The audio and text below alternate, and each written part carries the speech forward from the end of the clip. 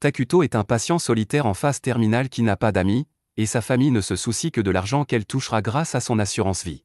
Personne ne vient donc lui rendre visite à l'hôpital. Son seul réconfort est le jeu World of Eternal Nation, un RPG de construction de civilisation auquel il joue sans arrêt, car il n'a rien d'autre à faire. Un jour, Takuto perd connaissance à cause de sa maladie, et lorsqu'il rouvre les yeux, il se retrouve assis sur un trône de pierre au milieu d'une forêt. Alors qu'il se demande ce qui se passe, il voit une femme sortir de la forêt et l'appeler son roi. Il s'agit d'Atu, le personnage préféré de Takuto dans World of Eternal Nation. Mais même s'il est ravi de la voir en vrai, il ne sait pas comment réagir. Heureusement, Atu est consciente du fait qu'elle faisait partie d'un jeu, et elle sait exactement qui est Takuto, le joueur légendaire qui a occupé la première place du classement des utilisateurs année après année. Elle se souvient de toutes les parties qu'elle a jouées avec Takuto, elle le connaît donc mieux que quiconque, et ils sont tous deux heureux de pouvoir enfin se rencontrer en personne. Takuto demande à Atu si c'est elle qui l'a invoqué ici, mais en réalité, Atu n'a aucune idée de ce qui se passe ici non plus. Elle s'est simplement retrouvée au milieu de cette forêt tout à coup, mais elle est presque sûre que ce n'est pas l'au-delà. Si elle devait deviner, elle dirait que ce monde est similaire à Eternal Nation, mais ils ne peuvent pas encore en être sûrs. Quoi qu'il en soit, Atu pense que c'est une excellente occasion, alors elle demande à Takuto s'il aimerait recommencer à zéro avec elle et construire un royaume, comme au bon vieux temps. Takuto aime cette idée, alors il accepte de travailler avec elle, et les deux passent par toute la séquence d'ouverture, même si c'est un peu gênant maintenant qu'ils se tiennent réellement l'un à côté de l'autre en personne. La première chose à faire est de déterminer où ils se trouvent, alors Takuto utilise la magie pour invoquer un éclaireur. Mais maintenant qu'il voit l'éclaireur de près, il est dégoûté par son apparence hideuse, et il ne peut rien y faire. Leur Manara est une civilisation qui règne sur les ténèbres et le mal, donc sa stratégie au début du jeu est d'éviter d'attirer trop l'attention afin de ne pas entrer en conflit, du moins jusqu'à ce qu'il soit assez fort pour se défendre. C'est là que cet insecte entre en jeu, alors Takuto lui ordonne d'aller explorer les environs et de le prévenir s'il trouve quelque chose d'important. Au début, l'insecte reste immobile et le fixe du regard, mais Atu lui rappelle sévèrement que Takuto est son commandant, et l'insecte part en courant pour accomplir sa mission. Takuto craignait un peu de ne pas pouvoir contrôler ses troupes dans ce monde, mais il semble que tout fonctionne comme avant.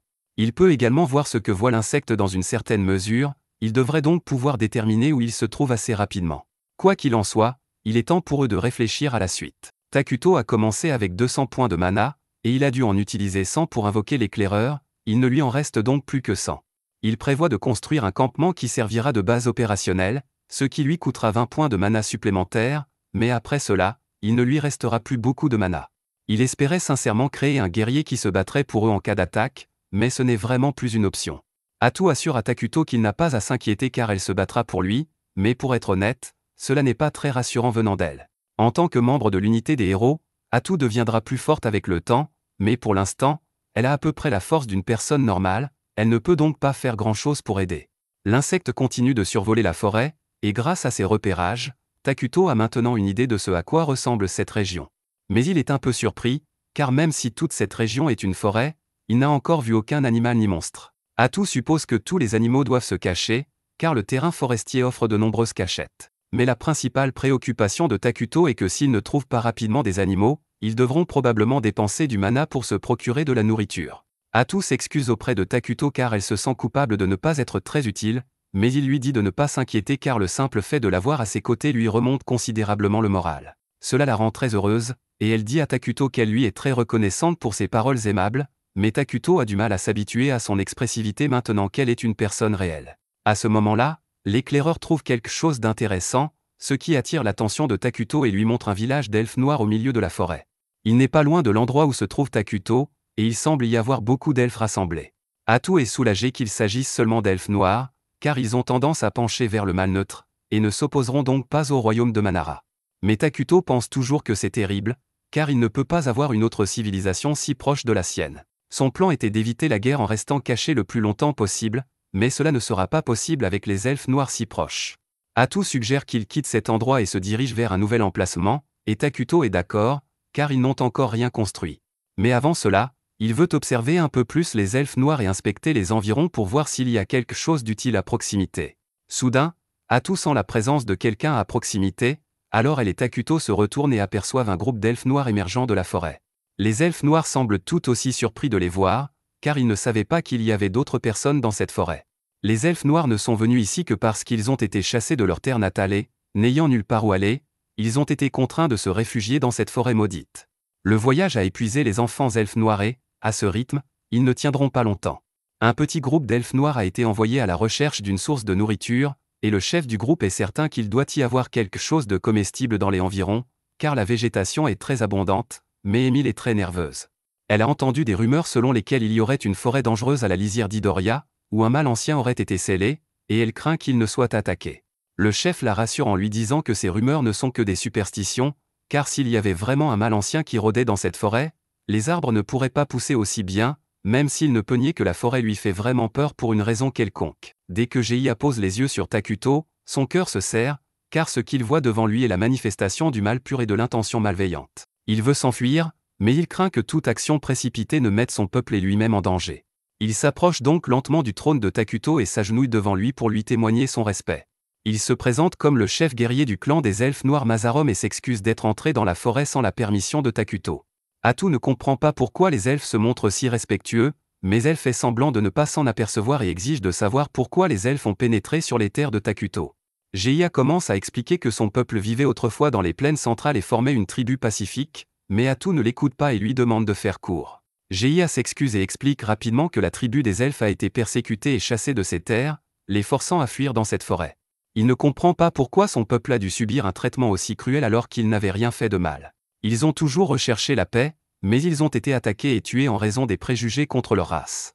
Takuto jette un coup d'œil à Geia et remarque qu'il a l'air très maigre. Geia explique alors que lui et son peuple ont à peine eu le temps de s'échapper lorsque leur village a été détruit, et qu'ils n'ont donc pas eu le temps de prendre des provisions. Et comme ils ont fui sans arrêt, ils n'ont pas eu le temps de chercher de la nourriture. C'est d'ailleurs pour cette raison que Geia et son équipe se sont aventurés seuls. Cela fait 5 jours qu'aucun d'entre eux n'a mangé, mais ils n'ont pas eu beaucoup de chance dans leur recherche de plantes ou d'animaux comestibles. Takuto se sent désolé pour eux, alors il décide de les aider un peu et utilise une partie de son mana pour créer des pommes pour eux. Geia est surpris lorsqu'il voit des pommes rouler sur le sol, car il n'a jamais rien vu de tel. Il hésite à les goûter, car il ne veut pas être impoli devant un être comme Takuto, mais Émile et les autres ont tellement faim qu'ils s'en moquent. Ils croquent tous dans leurs pommes, et c'est la meilleure chose qu'ils aient goûté depuis longtemps. Takuto crée même des poires pour que le groupe ait assez à manger, mais Geia est encore sous le choc de la gentillesse de Takuto et ne sait pas comment réagir. Atu lui crie dessus, lui disant qu'il est impoli de ne pas accepter le cadeau que Takuto leur a si gracieusement offert, mais Geia n'hésite pas parce qu'il se méfie de la nourriture. Il appuie sa tête contre le sol et dit qu'il apprécie vraiment la générosité de Takuto. Mais il y a des enfants du clan au campement, et ils sont très affaiblis par le manque de nourriture. Ils mourront bientôt s'ils ne mangent pas, alors Geia demande la permission de ramener cette nourriture à son clan afin de pouvoir nourrir les enfants. Takuto se sent mal pour les enfants qui souffrent, alors il décide de faire un effort supplémentaire pour eux et prépare une tonne de nourriture différente que Geia pourra emporter avec lui. Atu n'approuve pas, car cela va coûter beaucoup de mana. Les elfes noirs sont tous incrédules à la vue d'une telle quantité de nourriture, et ils sont encore plus choqués lorsque Takuto leur dit qu'ils peuvent tout prendre. Depuis des années, les elfes noirs sont opprimés et contraints de vivre dans l'ombre, et personne ne leur a jamais tendu la main comme cela auparavant. Les elfes noirs expriment leur profonde gratitude envers Takuto et transportent la nourriture jusqu'au camp. Au camp, les elfes noirs sont tous sur le point d'abandonner, mais quelques-uns d'entre eux gardent l'espoir que Geia et les autres reviennent avec de la nourriture. À ce moment-là, tout le monde dans le village sent une odeur délicieuse, alors ils se retournent tous et, à leur grande joie, ils voient Geia et les autres porter des sacs de nourriture sur leur dos. Ils sont tous soulagés de ne plus avoir à souffrir de la faim, et tout le monde félicite Geia d'avoir trouvé autant de nourriture. Mais lorsqu'il lui demande où il l'a trouvée, il répond simplement qu'il a eu de la chance, sans donner de détails sur sa rencontre avec Takuto. Plus tard dans la nuit, Geia est plongé dans ses pensées, les yeux fixés sur le feu, quand soudain, le chef du clan, Moltar, s'approche de lui. Il dit à Geia qu'il a fait du bon travail aujourd'hui et que les fruits qu'il a trouvés sont incroyables, mais il remarque que Geia ne semble pas très heureux, alors il lui demande ce qui ne va pas. Après un bref silence, Geia explique qu'il a rencontré un être légendaire au fond de la forêt et qu'il ne sait pas comment réagir. Moltar lui demande de quelle légende il parle, et Geia lui explique qu'Émile a mentionné un être puissant qui aurait été enfermé dans la forêt maudite. Moltar a déjà entendu parler de cette légende et il est choqué d'apprendre que Geia a réellement rencontré le roi de la ruine. Il explique que, selon la légende, lorsque le monde devient trop prospère, le roi de la ruine descend sur Terre et détruit tout, forçant toutes les civilisations à repartir de zéro. En toute honnêteté, Moltar ne peut garantir que la légende est vraie, mais il est enclin à y croire. Il demande à Geia si l'être qu'il a rencontré s'est présenté comme le roi de la ruine, mais Geia ne se souvient pas qu'il ait dit quoi que ce soit de tel. Cependant, vu son apparence terrifiante, un nom comme « roi de la ruine » lui va comme un gant. Moltar demande à Geia s'il a parlé au roi de la ruine, mais Geia répond que ce n'était pas vraiment une conversation. Le roi de la ruine n'a pas dit grand-chose, mais il avait une femme à son service qui parlait en son nom. D'après la description que Geia fait de cette rencontre, Moltar est certain que cet être est de mauvais augure, alors il demande à Geia s'il a dû faire quelque chose comme vendre son âme en échange de la nourriture. Geia explique que le roi de la ruine n'a rien demandé en échange, mais Moltar trouve cela absurde, car quel genre d'être maléfique donne des choses gratuitement? Geia ne sait pas non plus pourquoi le roi de la ruine a fait cela, mais s'il devait deviner, il dirait que c'était par miséricorde. Il suppose que sa grâce a dû compatir à leur situation difficile et leur a offert son aide pour les sauver. Moltar est choqué que Geia appelle le roi de la ruine « sa grâce », car c'est un titre utilisé uniquement pour montrer le plus grand respect. Mais Geia ne voit rien de mal à s'adresser au roi de la ruine en l'appelant « sa grâce », car c'est quelqu'un qui mérite le respect. Moltar n'arrive pas à croire que Geia défende réellement le roi de la ruine et lui demande s'il a été hypnotisé ou quelque chose comme ça. Mais Geia fait remarquer que la seule raison pour laquelle ils peuvent se permettre de gaspiller leur énergie à se disputer ainsi, c'est grâce à la nourriture que leur a donné ce soi-disant dieu maléfique. Et ce n'est pas comme si Geia aurait pu refuser l'offre alors qu'ils avaient désespérément besoin de nourriture, alors que voulait exactement Moltar qu'ils disent. Moltar se rend compte qu'il n'a pas le droit de juger la décision de Geia de faire confiance au roi de la ruine, car compte tenu de la situation, c'était la meilleure option. Cependant, en tant qu'ancien de cette tribu, il est de son devoir de veiller à la sécurité de tous, alors il déclare qu'à partir de maintenant, c'est lui qui s'occupera des négociations avec le roi de la ruine. Il est en vie depuis plus de 200 ans, il est donc certain de pouvoir parvenir à un accord avec le roi de la ruine. Pendant ce temps, au campement de Takuto, celui-ci se fait réprimander par Atu pour avoir gaspillé son mana en faisant preuve d'insouciance. Elle lui demande pourquoi il a agi ainsi, mais Takuto répond simplement qu'il se sentait désolé pour les elfes et qu'il ne voulait pas laisser leurs enfants mourir de faim. Atu comprend cela, mais elle rappelle à Takuto qu'ils viennent à peine de commencer à établir leur royaume et qu'ils ne peuvent donc pas gaspiller leurs ressources de cette manière. Elle a raison, alors Takuto s'excuse de ne pas avoir consulté Atu avant d'utiliser son mana et promet de se rattraper. Mais à part ça, il y a quelque chose qui le tracasse depuis un certain temps. Il n'a pas pu parler correctement aux elfes noirs quand ils sont arrivés parce qu'il était trop nerveux. Atu est surprise d'entendre cela, car elle pensait que Takuto jouait délibérément le rôle d'un être supérieur dédaigneux, mais en réalité, il est simplement maladroit en société. À ce moment-là, l'insecte éclaireur revient et informe Takuto que les elfes s'approchent à nouveau de cette zone. Takuto et Atu sont surpris que les elfes reviennent, mais comme il leur a donné plus de nourriture qu'ils ne pouvaient en transporter la dernière fois qu'ils étaient là, ils supposent qu'ils reviennent chercher le reste. La coexistence de cultures différentes dans un même espace est vouée à provoquer un conflit à un moment ou à un autre, alors Takuto aimerait vraiment que les elfes prennent la nourriture et s'en aillent. Il pourrait simplement leur dire de quitter la forêt, mais cela nécessiterait d'entretenir une conversation avec quelqu'un d'autre qu'Atu, et cela dépasse les compétences de Takuto. Atu voit que Takuto est troublé par cette situation, alors elle a une idée et suggère de mener toutes les négociations à la place de Takuto. De cette façon, Takuto apparaîtra comme un roi mystérieux et digne plutôt que comme un adolescent socialement maladroit. Il aime cette idée, mais il demande si cela ne pose vraiment pas de problème qu'il la laisse parler à sa place. Cependant, Atu répond qu'elle est toujours heureuse de rendre service, et qu'elle n'a donc aucun problème à être la voix de Takuto. Peu de temps après, Moltar et Geia arrivent et s'agenouillent devant Takuto. Tout d'abord, Moltar se présente comme le chef de la tribu des elfes noirs et exprime sa profonde gratitude à Takuto pour avoir fourni à sa tribu la nourriture dont elle avait désespérément besoin.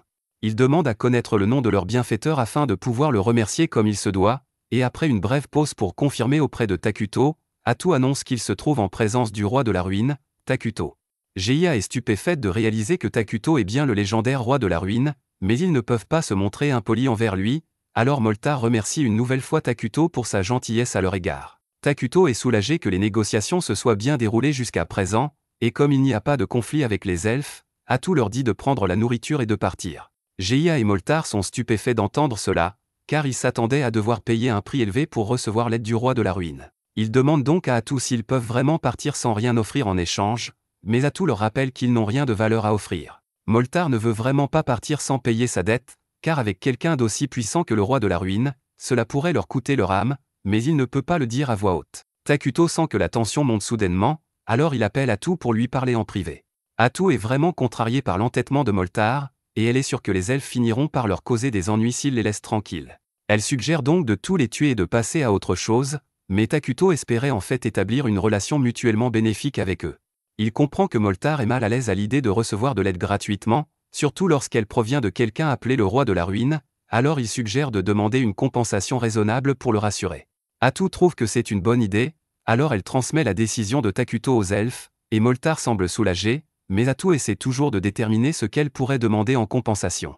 Elle se tourne vers Takuto pour lui demander de l'aide, alors il lui dit de poser des questions sur le monde extérieur. Atu dit à Moltar qu'en guise de compensation, il doit fournir à Takuto des informations sur le monde extérieur à cette forêt, et il répond qu'il serait ravi de le faire. Cependant, Atu lui dit qu'une fois qu'il aura fourni ces informations, lui et son peuple devront quitter immédiatement cette forêt.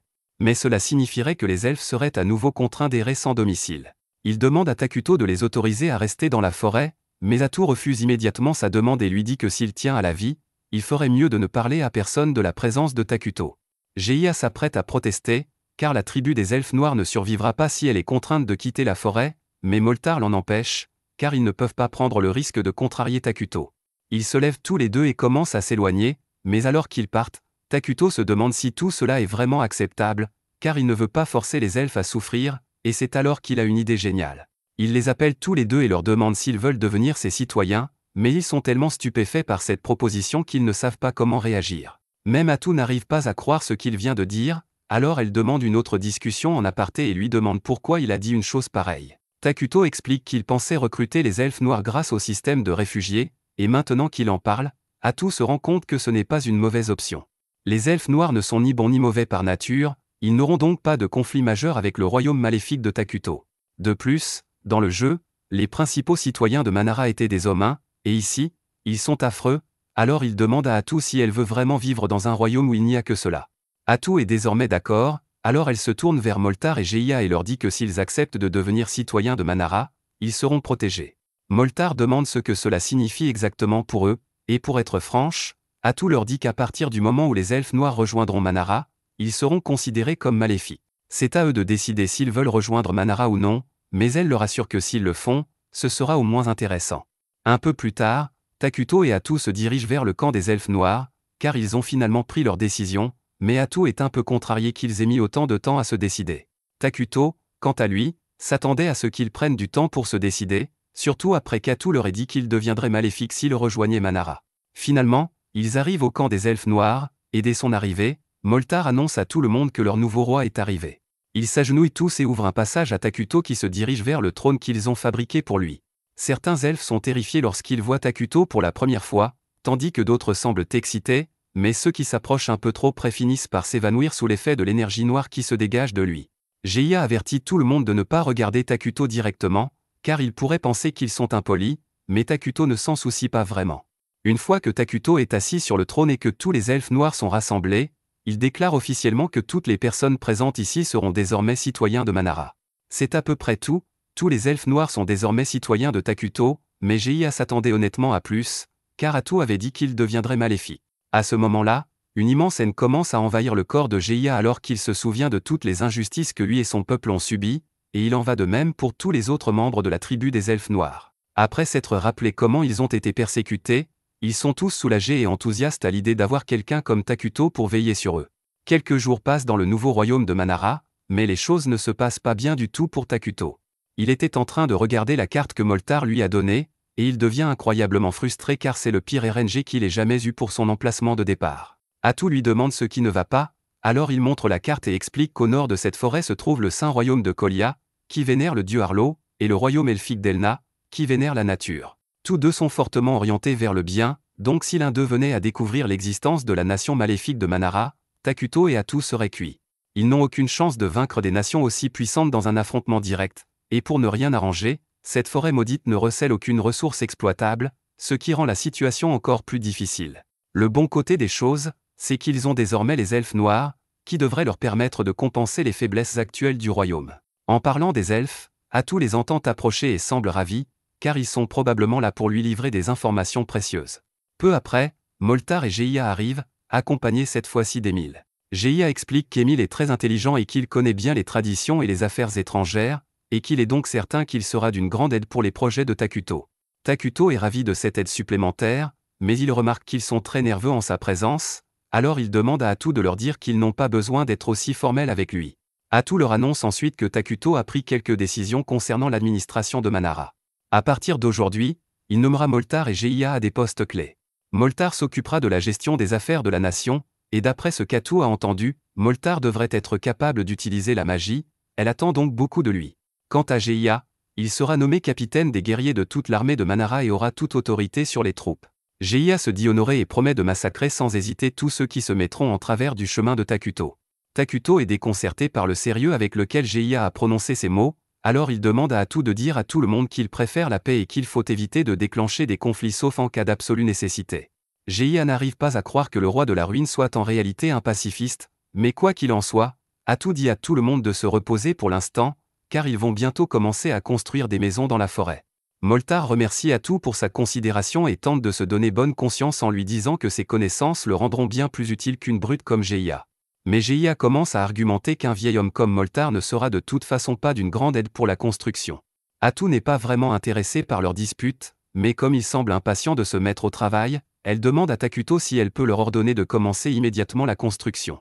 Takuto n'y voit aucun inconvénient et leur dit qu'ils peuvent commencer à rassembler les matériaux, mais il souhaite également que cela se fasse de manière à ne pas détruire la forêt. Atu trouve que c'est une excellente idée, alors elle demande à Moltar si c'est possible, et il répond qu'il devrait y arriver s'ils construisent la plupart des maisons dans les cavités des arbres géants. Takuto est ravi d'entendre cela, alors il leur dit de se mettre au travail dès que possible, mais il leur rappelle de reboiser au fur et à mesure. Les trois amis s'apprêtent à se mettre au travail, mais ils sont un peu perplexes car ils ne comprennent pas ce que Takuto entend par « reboiser ». Takuto est surpris qu'il ne sache pas ce qu'est le reboisement, car d'après ce qu'il a entendu, les habitants de ce monde devraient déjà avoir débloqué l'arbre technologique de l'architecture fortifiée. Atu leur demande s'ils connaissent au moins la magie militaire ou les 6 grands éléments, mais Moltar n'a jamais entendu parler que de 4 grands éléments. Quant à la magie militaire, Emile doute que quiconque dans les autres nations la connaisse, alors Takuto et Atu se rendent compte que les habitants de ce monde sont étonnamment sous-développés. À l'heure actuelle, la magie technologique des elfes noirs est bien en deçà des attentes de Takuto. Mais si le reste du monde en est au même stade de développement, Takuto pense qu'il devrait pouvoir les rattraper rapidement. Cela prendra encore beaucoup de temps, alors pour l'instant, Atu explique ce qu'est le reboisement. Il s'agit essentiellement de replanter des arbres au fur et à mesure qu'on les abat afin de préserver la forêt.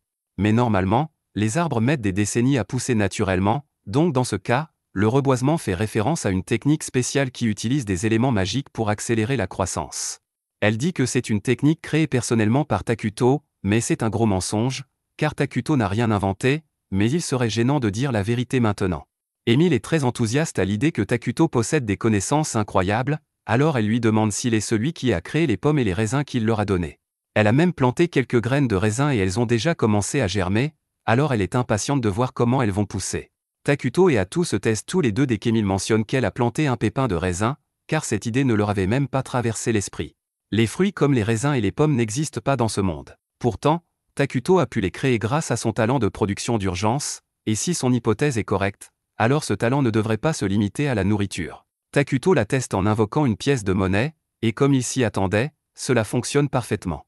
Grâce à cette nouvelle découverte, tant qu'il dispose du mana nécessaire, il peut créer n'importe quoi, de la poudre à canon aux métaux communs, en passant par le pétrole. Conquérir le monde ne sera donc peut-être pas aussi difficile qu'il le pensait. Le Saint-Empire a eu vent d'une présence sombre dans la forêt, alors la Sainte, accompagnée de l'évêque et de quelques chevaliers, est envoyée pour enquêter. Les chevaliers ont tous entendu des histoires sur la Sainte possédant des pouvoirs spéciaux, mais d'après ce qu'ils ont vu jusqu'à présent, elle ressemble juste à une fille ordinaire. Cependant, lorsqu'ils rencontrent un groupe de gobelins, elle démontre pourquoi elle est si respectée au sein de l'Église. Sous le dieu Ilao, les créatures maléfiques comme les gobelins sont considérées comme un fléau à éliminer, alors d'un simple geste de son bâton, elle les réduit tous en cendres dans un brasier de flammes sacrées.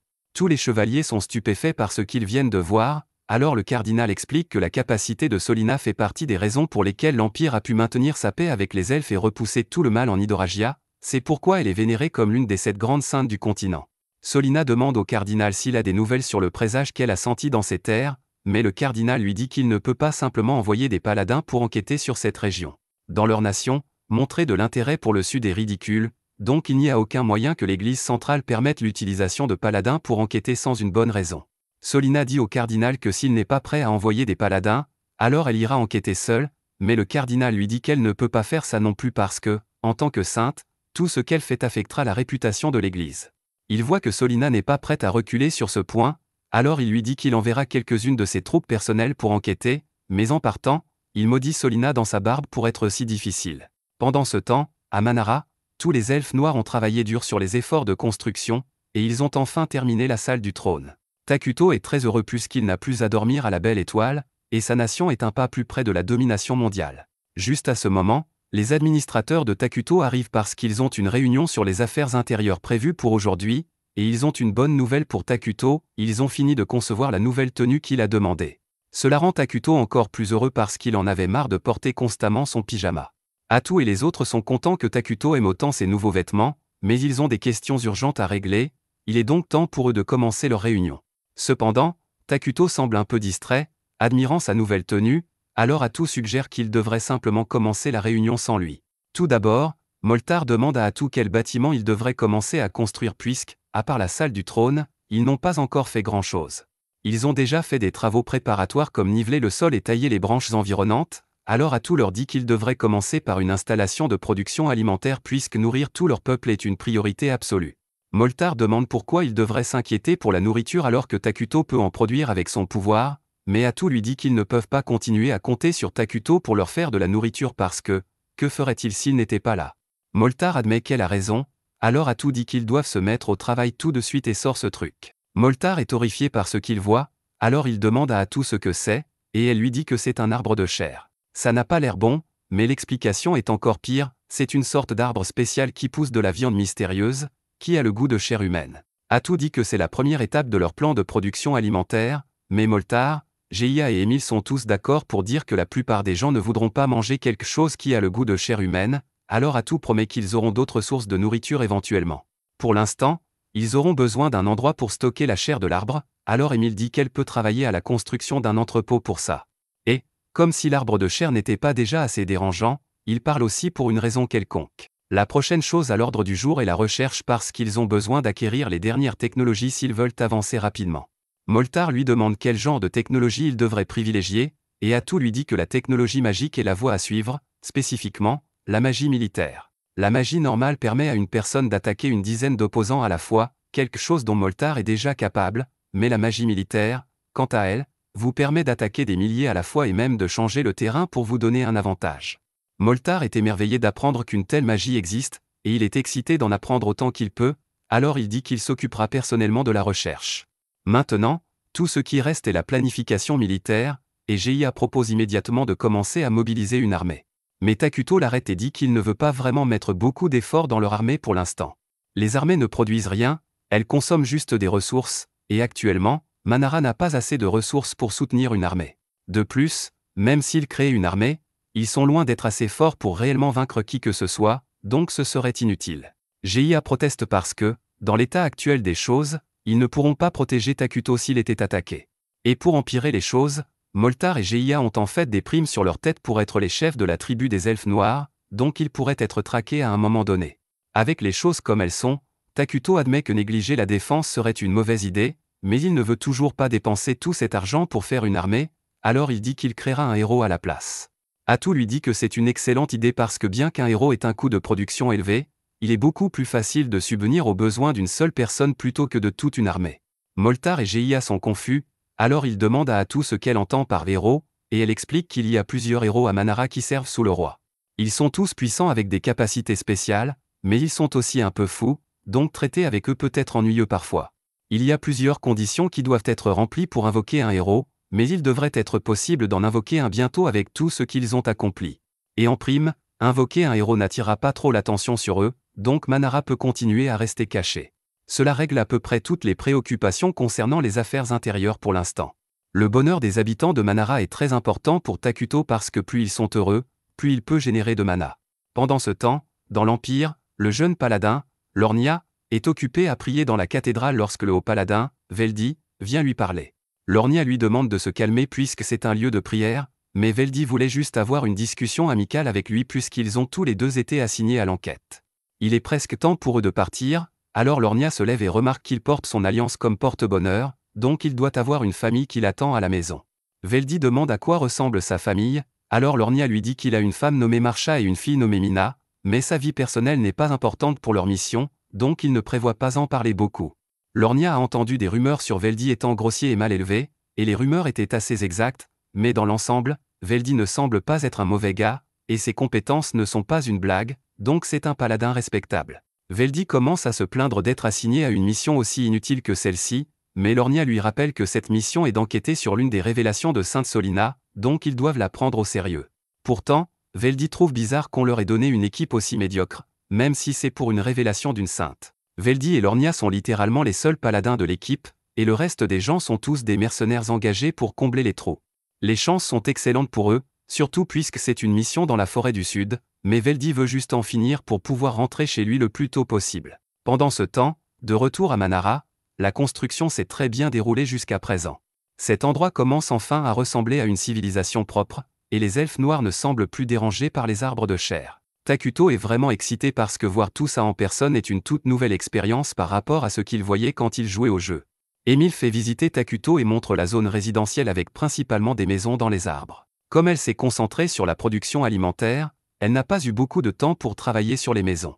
Cependant, les arbres de chair poussent bien, donc l'entrepôt de nourriture devrait être terminé bientôt. Pendant ce temps, Moltar a travaillé sur sa recherche magique à l'institut de magie qu'il a créé, et la plupart des citoyens talentueux en magie ont rejoint ses recherches.